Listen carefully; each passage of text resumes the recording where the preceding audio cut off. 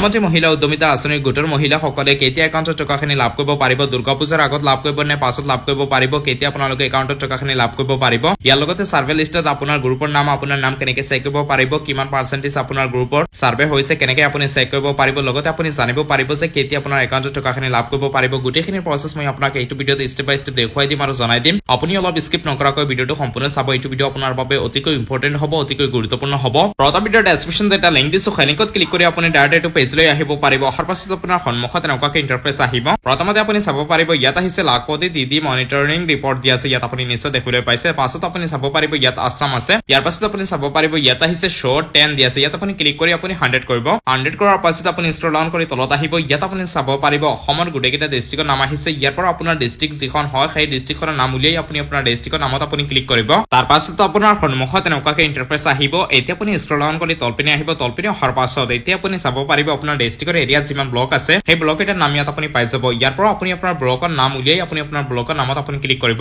তাৰ পাছত আপোনাৰ সন্মুখত এনেকুৱাকৈ ইণ্টাৰফেচ আহিব। এতিয়া আপুনি স্ক্ৰল ডাউন কৰি তলপিনে আহিব। তলপিনে অহাৰ পাছত প্ৰথমতে আপুনি চাব পাৰিব ইয়াত আহিছে গ্ৰাম পঞ্চায়ত নেম। তাৰ পাছত আপুনি চাব পাৰিব টোটেল হাউচ হোল্ড দিয়া আছে আৰু দিয়া আছে হাউচ হোল্ড সাৰ্ভে দিয়া আছে, পাছত দিয়া আছে হাউচ হোল্ড সাৰ্ভে পাৰ্চন দিয়া আছে, ইয়াত আপুনি নিশ্চয় দেখিবলৈ পাইছে। এতিয়া প্ৰথমতে আপুনি চাব পাৰিব ইয়াত আহিছে গ্ৰাম পঞ্চায়ত নেম। ইয়াত আপোনাৰ পঞ্চায়তৰ নামটো প্ৰথমতে উলিয়াই আপুনি আপোনাৰ পঞ্চায়তৰ নামত আপুনি ক্লিক কৰিব। তাৰ পাছত আপোনাৰ সন্মুখত এনেকুৱাকৈ ইণ্টাৰফেচ আহিব। এতিয়া আপুনি স্ক্ৰল ডাউন কৰি তলপিনে আহিব। তলপিনে অহাৰ পাছত প্ৰথমতে আপুনি চাব পাৰিব ইয়াত আহিছে ভিলেজ নেম। ইয়াত আপুনি আপোনাৰ গাঁৱৰ নাম পাই যাব। প্ৰথমতে ইয়াত আপুনি আপোনাৰ গাঁৱৰ নামটো উলিয়াই আপুনি আপোনাৰ গাঁৱৰ নামত আপুনি ক্লিক কৰিব।